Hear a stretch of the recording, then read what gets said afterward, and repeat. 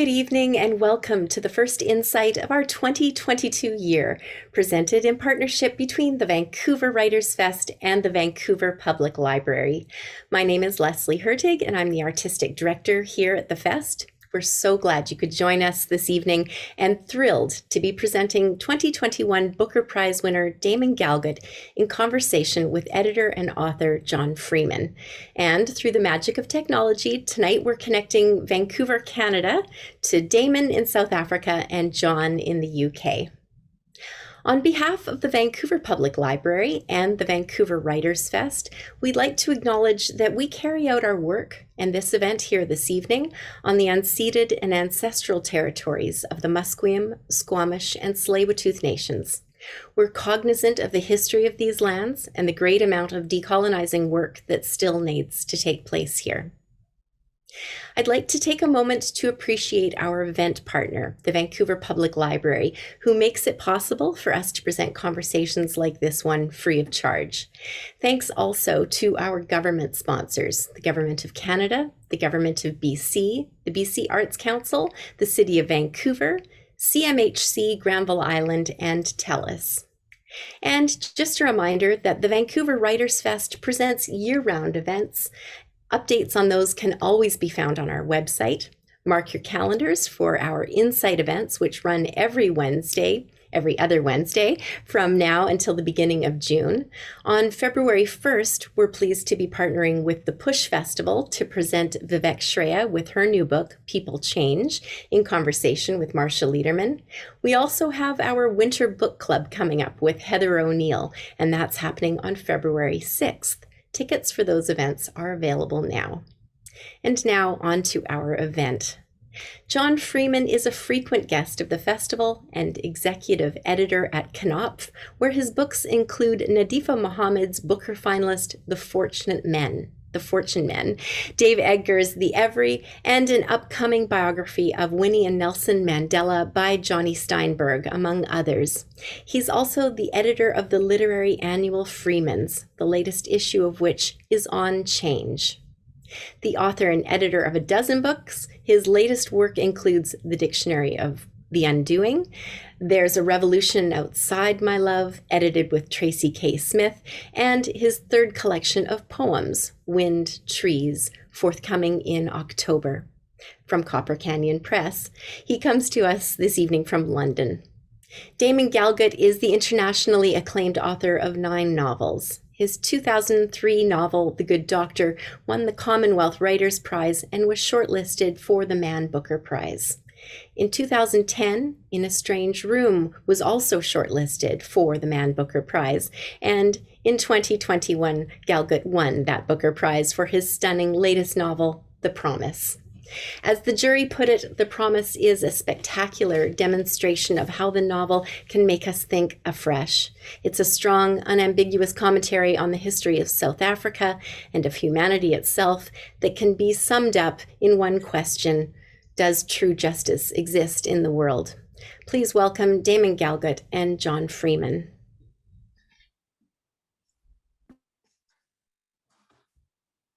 Thank you, Leslie. Damon, it's very nice to see you here. Where are you coming from? I'm in Cape Town right now, in my home. It's nice to see you too, John. Well, congratulations on the Booker Prize win. I realize 1982, 40 years ago, was the year you first published your first book when you were all of 17. And I wanted to begin our conversation because this, in many ways, is a book about time and the wreckage of time and how it distorts or makes possible certain forms of justice. If you could talk about being a writer over those past 40 years and the ways that you can speak or the facilities you might have to address the realities of life in South Africa that you have now that maybe were just developing when you were 17 and your first book, A Sinless Season, was published. Yeah, that feels like another lifetime, and in some sense, maybe is. It's a tangential note, but I kind of regret beginning my career at that age because it brought me a lot of attention, perhaps for the wrong reason, for my age and not for the work. As I got older, you know, and was judged by the usual standards. In other words, the standards applied to the work. My career became a lot more difficult. So in a funny way, it felt like, you know, beginning on the wrong foot. That's neither here nor there, I guess. A point that may be a relevant response to what you've asked. When I was 17, with that book, and indeed with the book that followed, A Small Circle of Beings, I, like a lot of, you know, privileged white South African kids, had very little sense of the country I was living in. Certainly not, you know, of the history that I was part of. My interest was in writing, in books, not in any sense that books could change the world. So I thought, you know, I was free to write about absolutely anything I wanted to. And those two books are indeed about, you know, personal concerns, especially the second, Small Circle of Beings, which deals with an episode from my own childhood of being ill with cancer and the effect that it had on my family. I mean, it seems worth noting that that as a subject would be absolutely valid in, you know, lots of countries, lots of literatures. But I did get taken to task by a few critics and commentators at the time along the lines of, you know, who is this spoiled white boy who thinks his troubles are more important than the troubles of his nation? And that was the first sort of moral slap I remember receiving around my writing. I took it very seriously because I think on some subliminal level, I knew that that accusation was true. And I guess since that time, I've tried more or less consciously to, well, if not to account for South Africa, at least to represent the larger reality that I am part of and the history that I belong to. I don't incidentally think books are here to account for history. A lot of South African literature is under that pressure. But I do think we're products of our time and place. So increasingly, I guess, as my career trajectory has gone on, I have tried to find a balance between, you know, the history, the context, and how it feels to be a human being alive in that history. I hope I've always managed to foreground, you know, the human being as the most important element of every story, including in this book, incidentally. But yeah, that's a partial response to your question. I mean, on a more general level, obviously, writing about South Africa has become a lot easier here. There was a time when, you know, writers like Gordimer came under censorship, banning. That's not the case now. We don't have repressive censorship laws, but it should also be added that perhaps the open approach to writing and criticism that we have right now isn't purely a function of, you know, freer laws. It may also be a function of the fact that books no longer occupy such a powerful central cultural position. In fact, governments can largely ignore writers and books. I think if governments are going to crack down these days, they can probably afford to let writers like me or, well, better writers, Gordimer, Coetzee, speak out, you know, and turn their attention to banning things like TikTok or Twitter, which seem to have far more effect. So yeah, I could go on at greater length, but for the moment, that's a fairly self-contained response, I guess.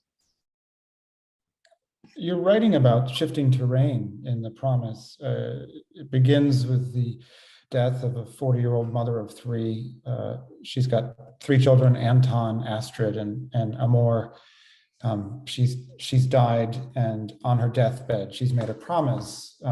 She's made her husband promise to give the family home to a Black servant who's working there named Salome. And only one child has seen this promise. The book then accordions out over time in 10-year gaps. And in each section, there's another funeral and someone else from the family dies. And this promise is carried forward. I wanted to ask you about your experience with history over time as a writer, in particular, because when writing about history within a family, even a white South African family, you must have to deal to some degree with the way in which history as lived is not just the time that one is living, but the future time that one imagines is possible as part of that time. As in the promise that this family has made to Salome is something that will happen in the future, but it keeps being delayed. And I wonder if you can talk a bit about writing about time that is unfolding and yet simultaneously always delayed, and what challenges that presents for you as a narrative technician, how to create time that both flows forward and is forever waited upon, if you will. Well, it's a big question. I will probably only be able to give a partial answer. It's very hard to convey quite how dramatic South Africa's transformation was at the end of the 80s, segueing into the 90s when we had our first democratic elections.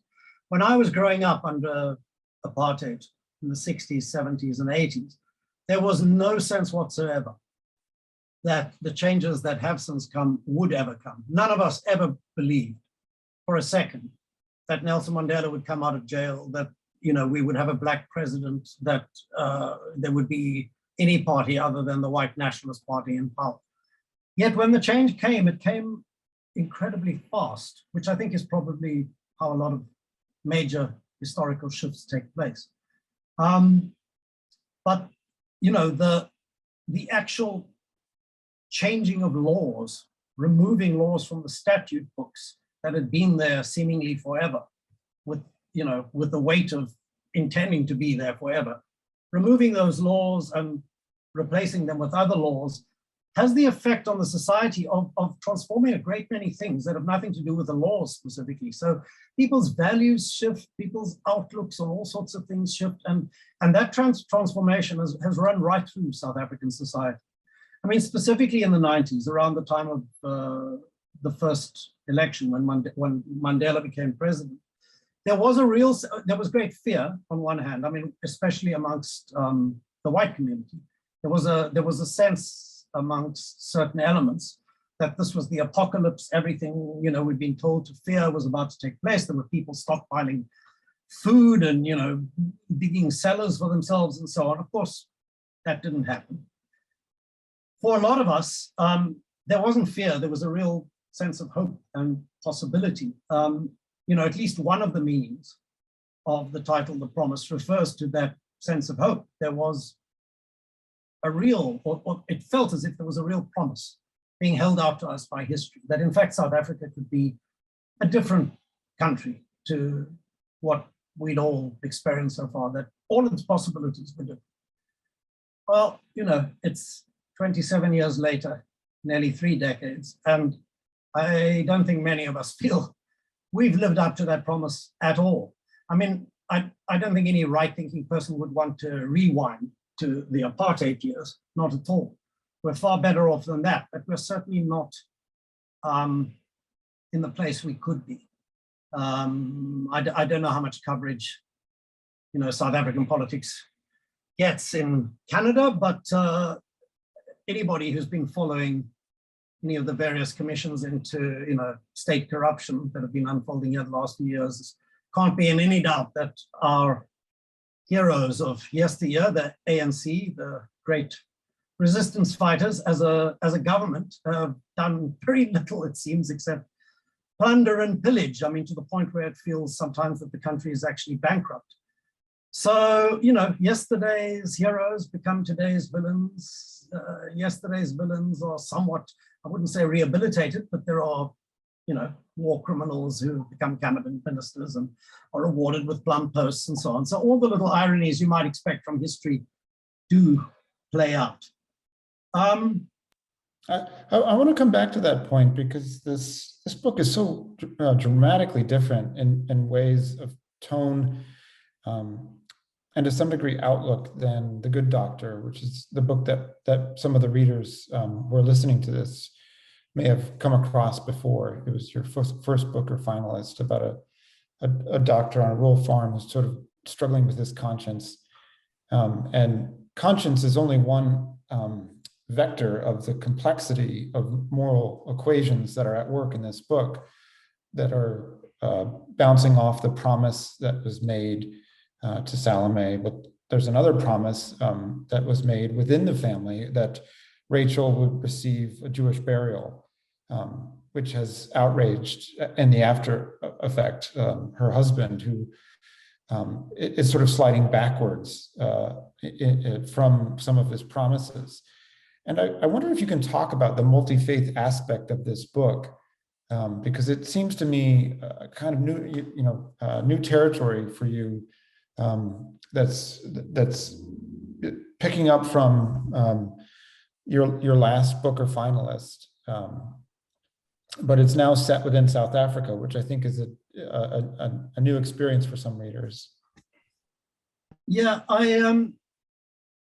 the first idea for this book came to me out of a conversation with a friend who was telling me about 4 family funerals, his own family members, that he'd attended over a span of years, and he was being very entertaining and funny on a fairly tragic subject.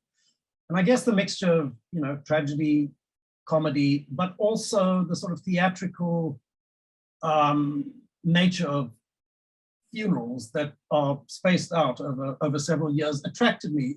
It seemed an unusual way to approach the telling of a family story. So in fact, politics was not my first concern in the writing of the book. I actually was far more concerned with how I could tell the story of this family using time as a medium, when time was my real sort of subject, as it were. Once you've decided on the structure of 4 funerals, which sort of gives an architecture to the book of 4 panels, as it were, or 4 acts in a drama, where the curtain comes up, you see a funeral, curtain drops, and next time it comes up, there's another funeral, another decade, and so on.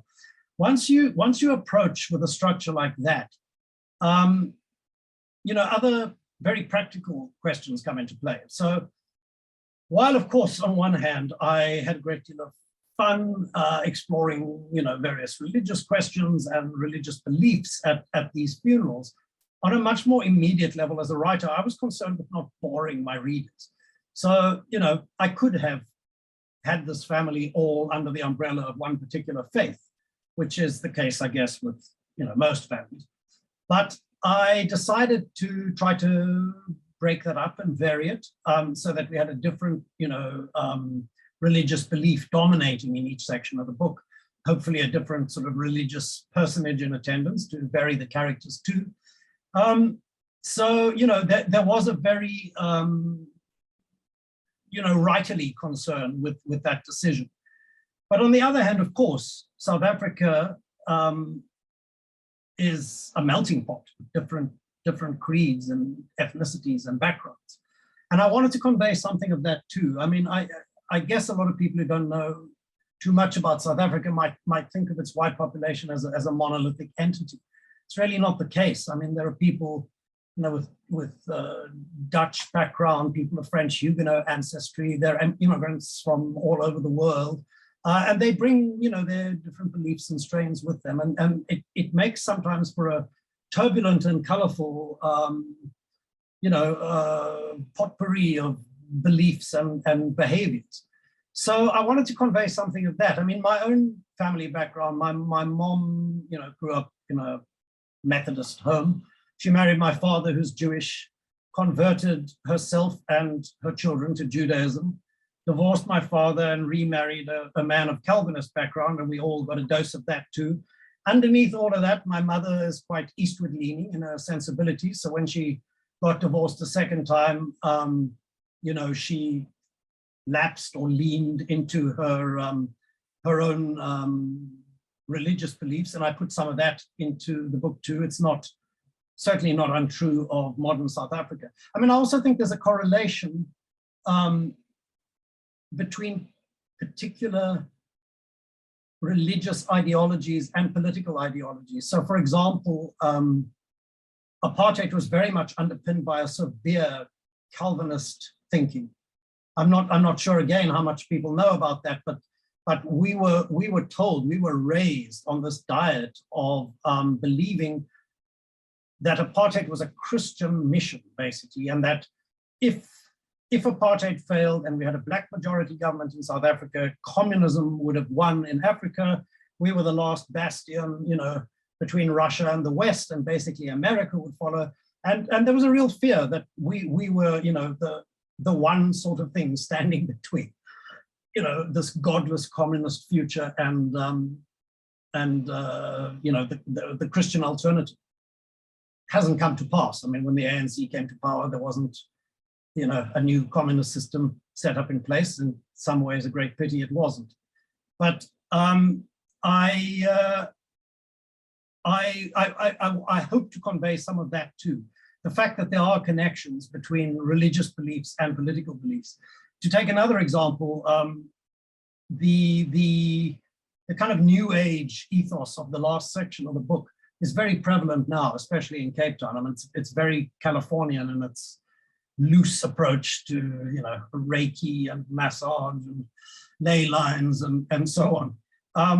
And that seems very much, in keeping with the new sort of political dispensation here, which is free and easy, lax laws and a lax approach to enforcing them and so on. I read somewhere that in the run-up to the Russian Revolution, there was a huge upwelling in esoteric beliefs and spiritual practices. And I hope this isn't a sign of, a second bloody revolution in the future, but you never know. I keep repeating, I think, religious or spiritual beliefs and political events are often more connected than we might like to think. Well, the religious beliefs have within them certain ideas about punishment and goodness and sin that have reverberations within civic society, which is something you make very subtly clear across this book.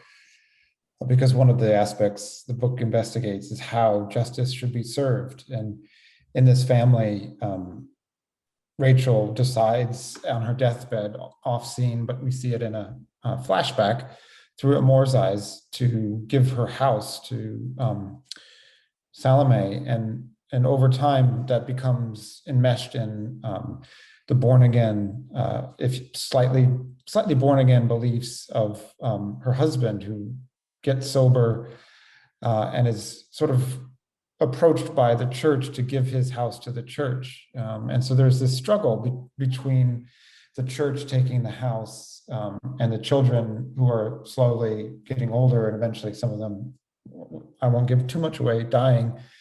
There has to be a choice made between how justice will be served. And while it's not put in contrast that you cannot serve faith and the church and also serve justice, there is tension there. And one of the things that I think is so fabulous about this book is the exquisite joinery that you do within these 4 sections to show how enmeshed everyone is in each other's life, but how separate their consciousnesses are and how different their experiences of shared events can be. And you do that by having this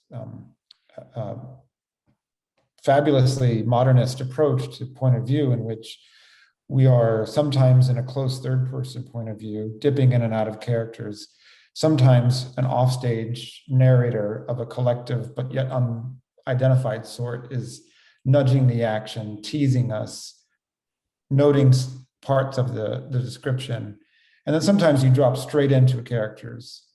And what's really tremendous is when you do this very quickly, one after another. And so in one section, I counted 6 points of view on 2 pages, which sounds both implausible and impossible to pull off, and yet it feels effortless when you're reading.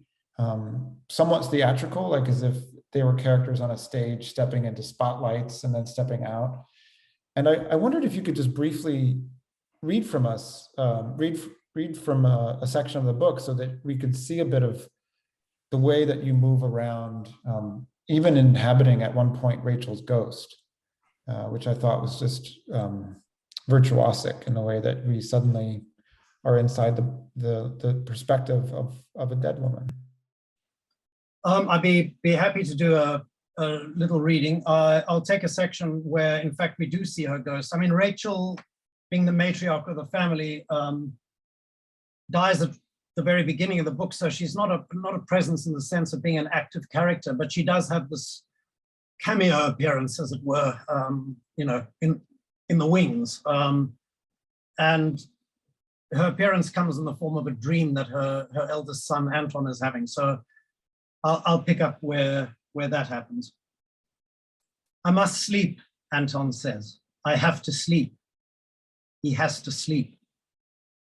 Enclosed in a sort of white tunnel, voices reaching him only faintly from outside, he climbs the stairs to his room, undresses slowly, throwing each item of clothing onto a chair like a piece of himself. He showers some of the last 2 days washing off, but can hardly stay upright, climbs into bed, still damp, and is almost immediately asleep, switched off like a lamp. Only now, too late, when everyone else is awake, does he contribute his dream to the mix.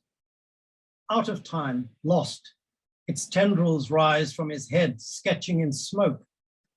He's lying in a bed not unlike his own, in a long room filled with many identical beds, and from a doorway on the far side, his mother emerges.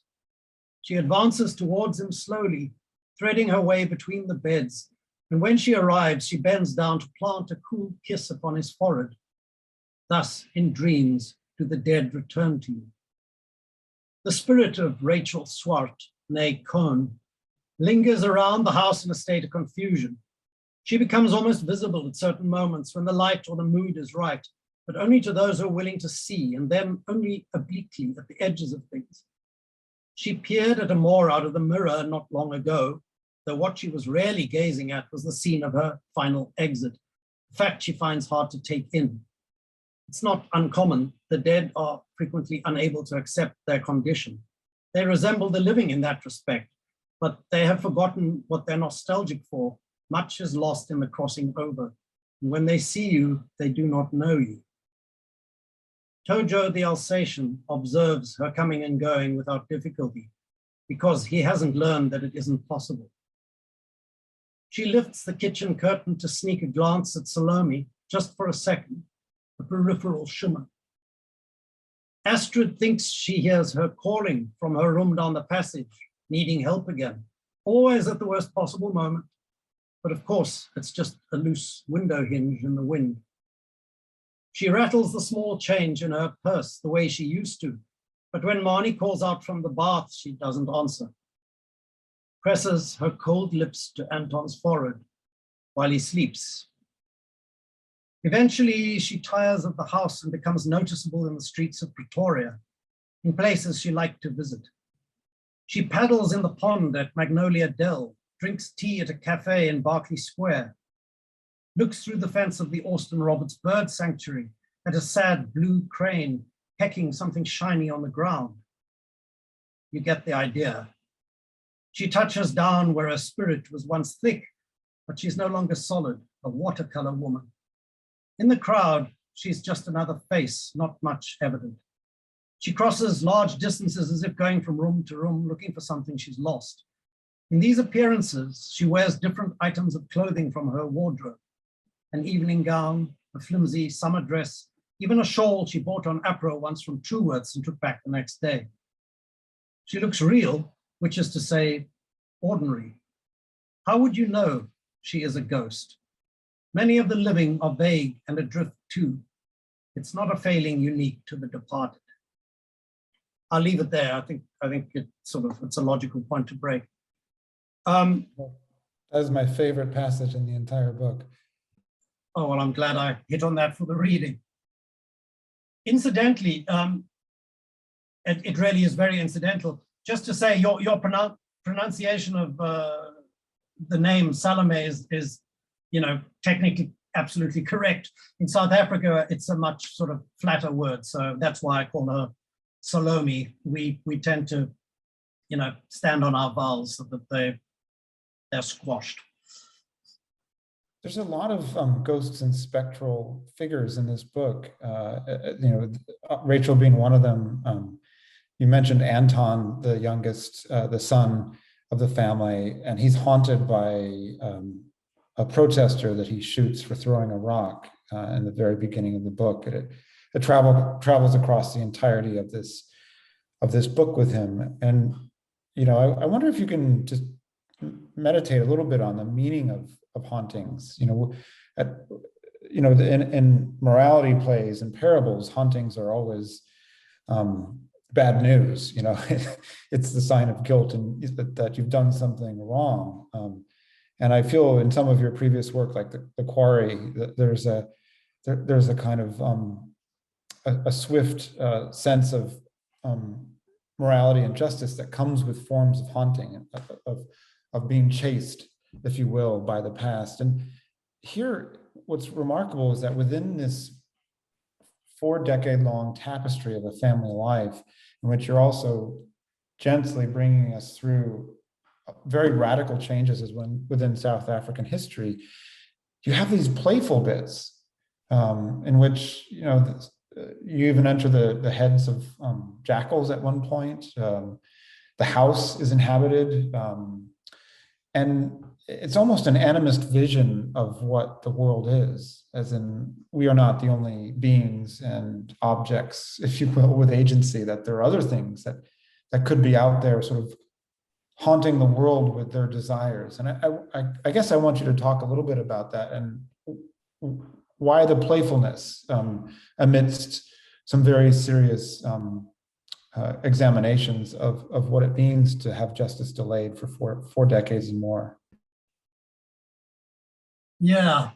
The playfulness derives, I think, very specifically from the narrator the narrative voice, I guess, that I arrived at. I say arrived at because it's not the way I began. I did start the writing of this book in a far more traditional way, which is to say, you would know very well, John, in your line of work, that what you're supposed to do is make the narrator invisible. If you're writing in the third person, you're not meant to feel that there's a presence there telling you the story. The story is meant to arrive. The narrator essentially is supposed to function like a pane of glass through which you're seeing events take place. In itself, I mean, that's interesting, because it seems to me that, where novels once began, the convention was, in fact, to make the narrator quite evident, as in directing, an address to the reader, dear reader, this and this and this. So in fact, we sort of lost that convention, and in a certain sense, I decided to go back to it. What took me back to it was a sort of happy accident. I'd done about, 20,000 words of the book, and I was offered the chance to do a couple of drafts of a film script. And I took that job for various reasons, mostly financial. Although I love cinema, and I am very happy, I was happy to get the chance to dabble a little. But when I returned to the book, I brought with me a mindset that had been sort of steeped in storytelling from the point of view of a camera. If you're writing a film script, you have to see it that way, and you have to, as it were, direct the action that way, on what you're picking up from the camera. And when I got back to the book, a lot of the frustration that I'd been feeling with the confinement of the narrative suddenly fell away when I realized, well, I don't have to follow that rule. What if I just make a new rule that, in fact, there's a narrator who's going to behave like a camera does. I can cut from one point of view to another. I can cut, from one character's thoughts to another, sometimes in the same sentence. I can cut from one scene to another without any warning.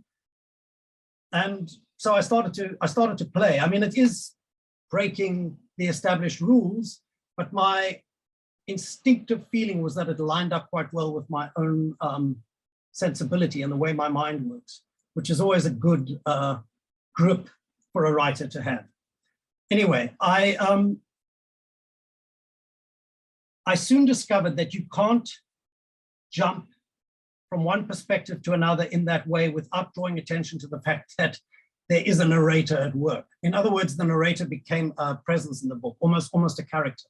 And then I began to play with what that meant. Is this a male? Is it a female? Or is it a human? Is it a something else? So I mean, it's a separate question to the one you put to me, but a lot of the fun of the book, a lot of the fun I had working in it came from having this narrative voice at my disposal.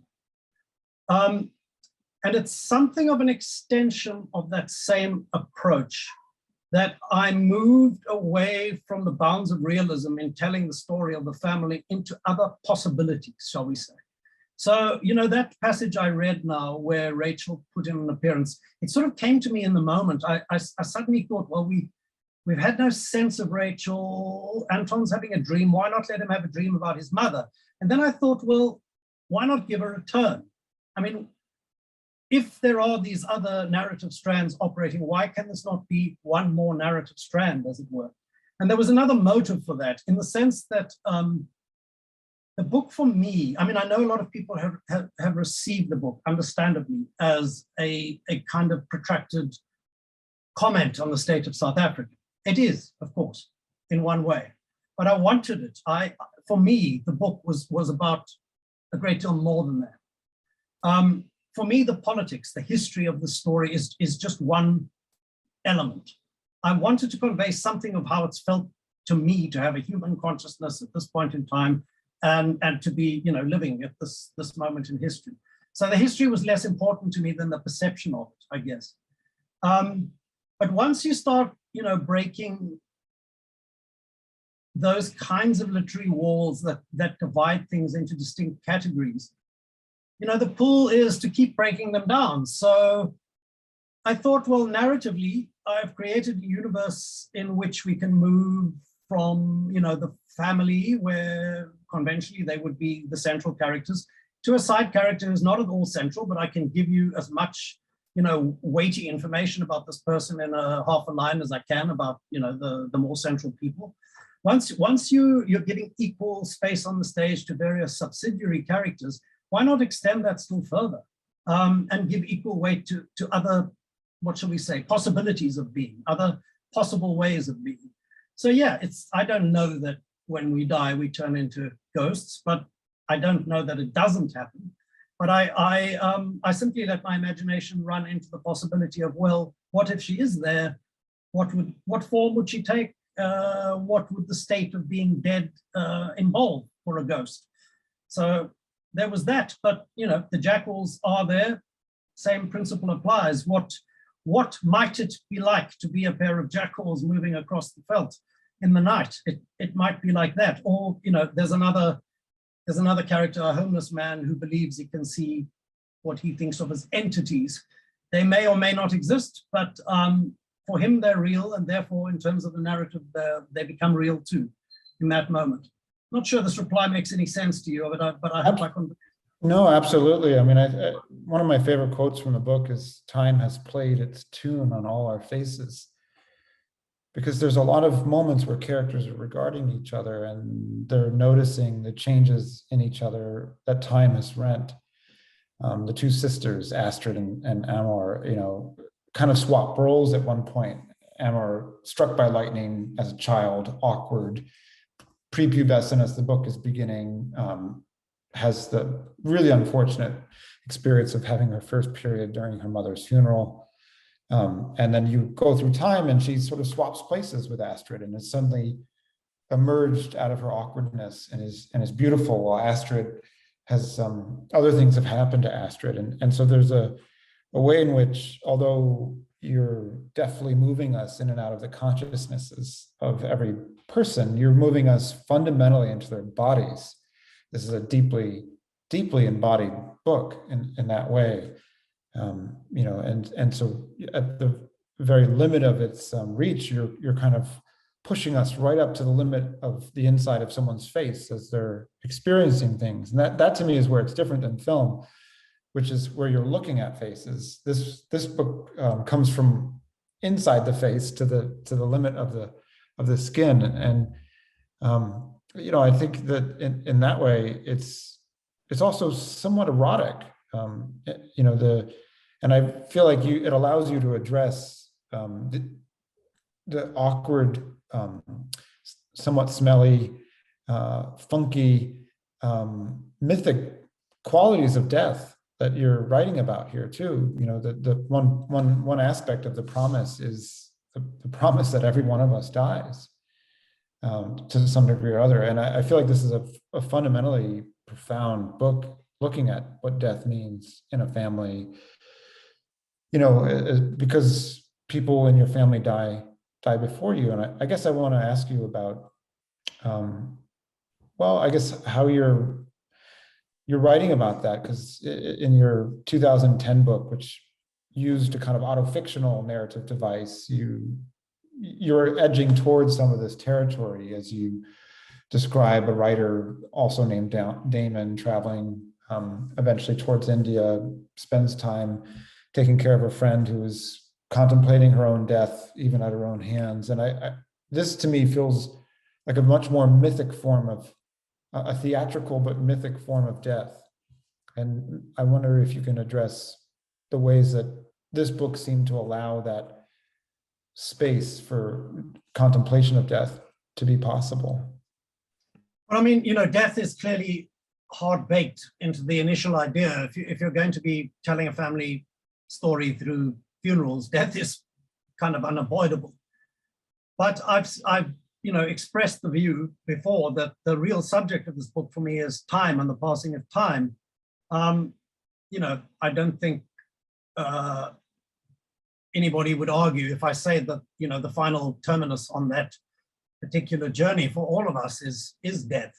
So, you know, on the one hand, while each funeral gives a kind of, you know, center to the four panels of the book, the real subject is, you know, the living that are participating in this event. But each of those characters, like all of us, is in fact on this journey through time towards that final terminus. So that was sort of what I was keeping in my mind the whole time.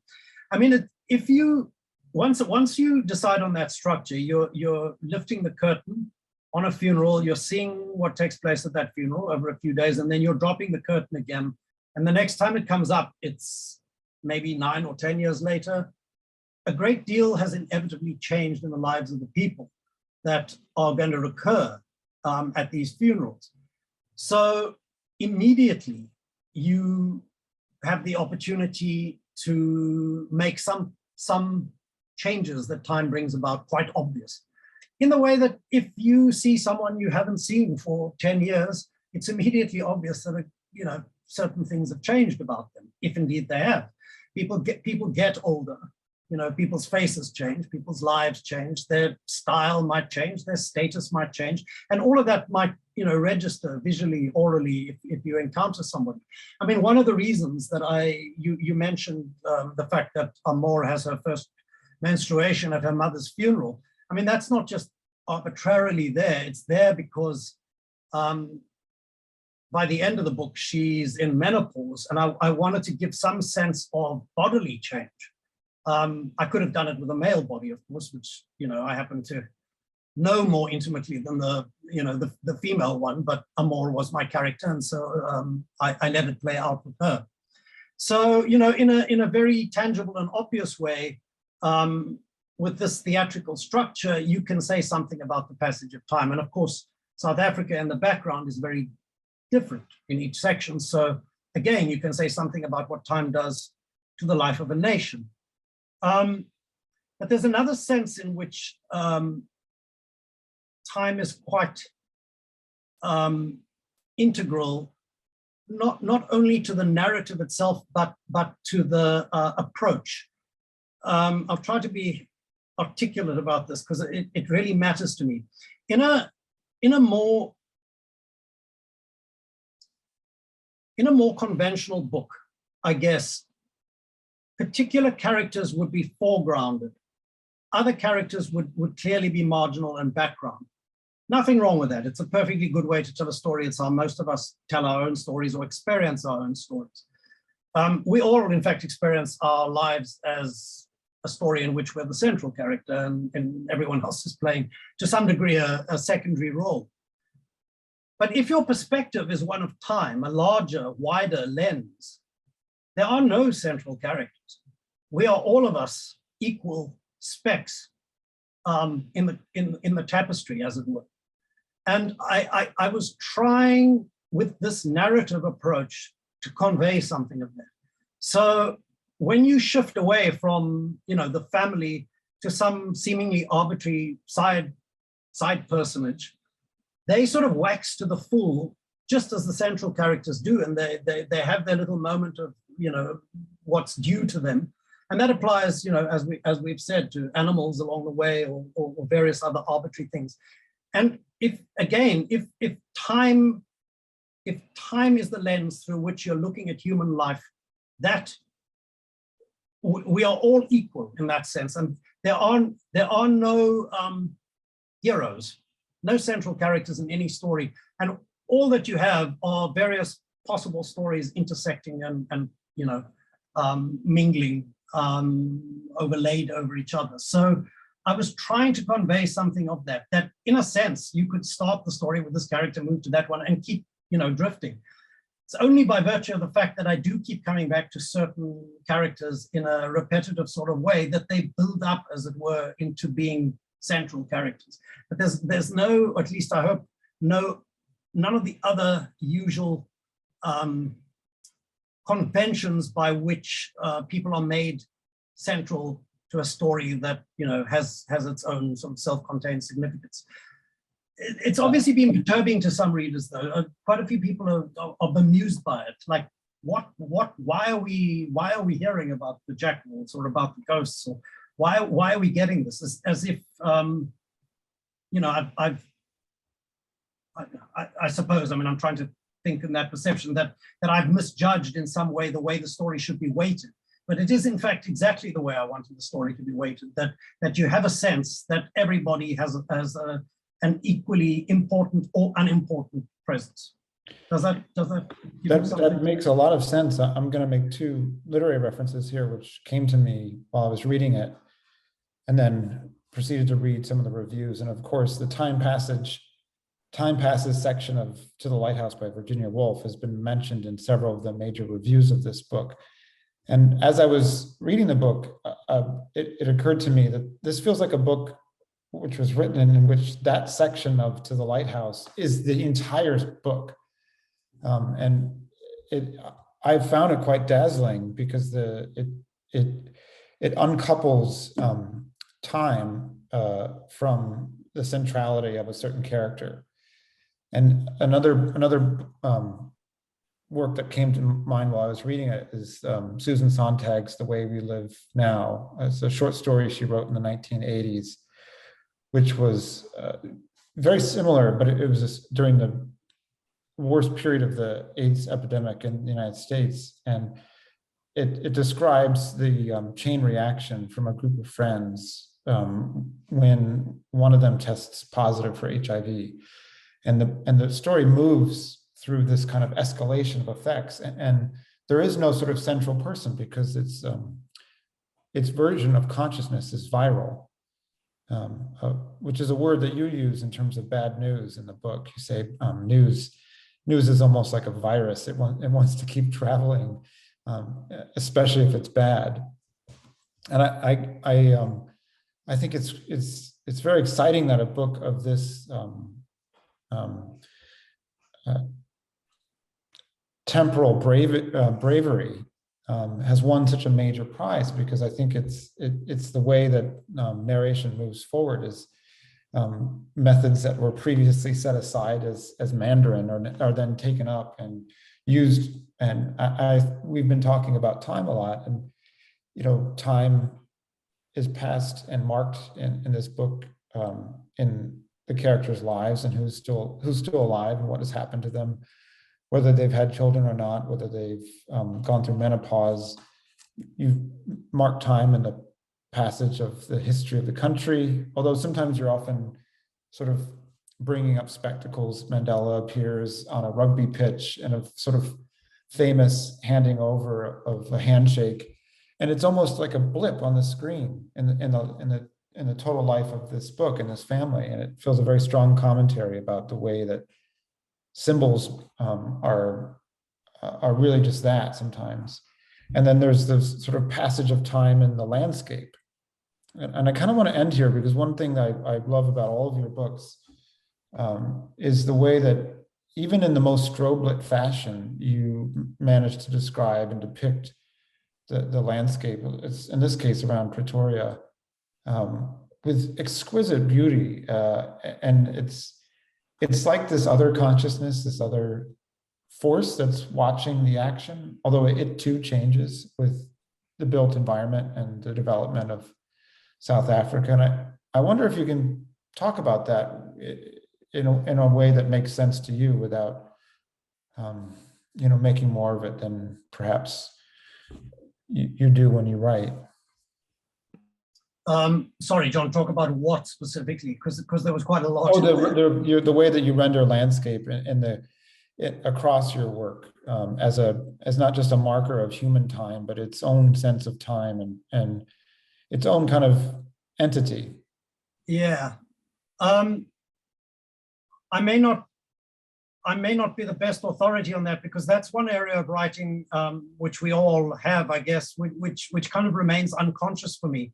I only know consciously that I'm very drawn to landscape, and that I can't begin writing a book or a story of any sort without a very strong sense of its setting. So strong that the landscape has to register in some way in my own mind, almost as a character. It has to be a presence in that sort of way. I mean, Pretoria is not the loveliest part of the country, but it is where I grew up. And that landscape is absolutely imprinted on me in the way that, one's childhood landscape inevitably is. It's a place I return to still, because my mother and sister still live up there. I get up there quite often. And I guess the landscape of the farm that's described in the book resembles to some degree the farm on which my mother grew up and which I used to visit as a child. It wasn't much of a farm, just as the farm in the book isn't much of a farm, but it's my sort of impression of, rural life in South Africa from back then. I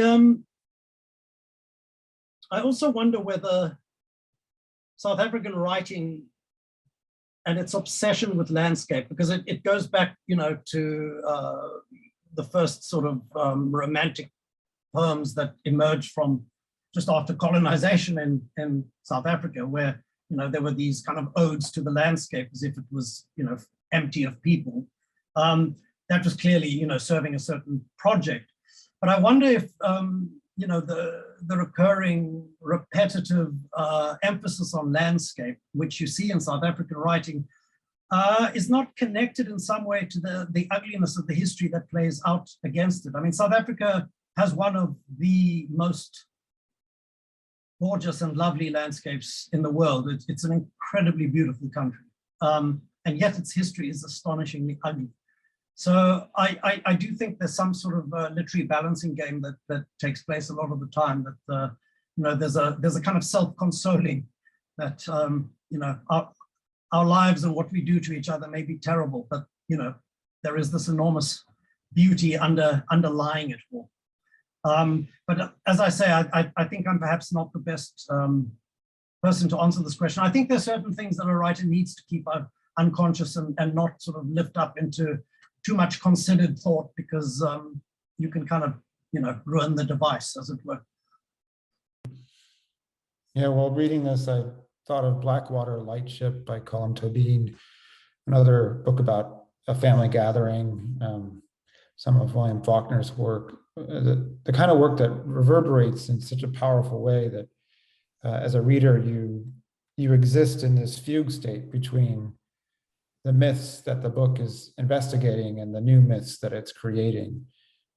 So I really can't say enough about this book and the spell that it weaves over you, the spell that I think asks some very difficult questions about the spirit and about being in a family, about betrayal, about justice. And I'm so happy for you that it won this prize, and that it will travel in many different directions now, as books do. What is next on your plate? I understand it might be short stories. Yeah. Just before I answer that, I just briefly thank you, John. Thank you for those incredibly generous words. I don't really know how to respond except with groveling gratitude, but thank you. It was something of a surprise to me, to be honest, that the book has traveled, because I did abandon myself to my full South African nature in the writing of it. There was a certain defiance, I guess, in saying, damn it, this is who we are, this is what we sound like, I'm going to give into it, and just trusting that it would carry over. And it's been extremely gratifying, of course, to discover that it did, because that may not have been the case. I'm contracted to do a book of short stories, so I was technically busy with that when the booker struck, and I may resume that, in another decade or so. I'm being facetious, of course. I am still chiseling away at those, but they may take a little longer than they would otherwise have taken. But I'm very fond of the form. Discovering just how difficult it is, incidentally. Anyone who thinks short stories are easier than novels is mistaken. Take it from me.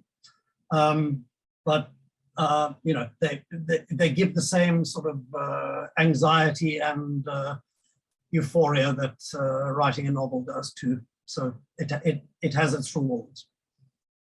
Well, his second book of short stories in 30 years, 40 years, I suspect you'll have to relearn some certain muscle memory within the compression toolkit. Damon Galgut, it's been such a pleasure to speak with you, to read this book, to read your previous work.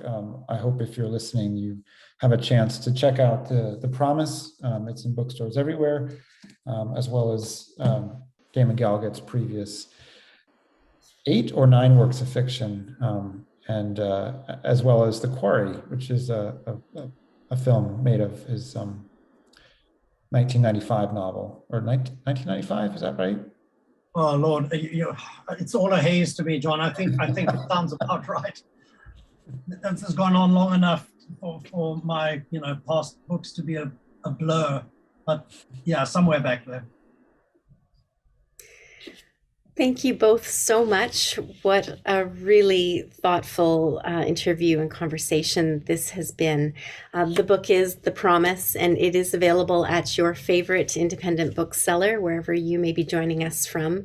Damon, John, we invite you back to the festival in person. If you're coming through Vancouver again, we'd love to have you. Thank you for your beautiful book, Damon, and thank you for your time today. Thank you.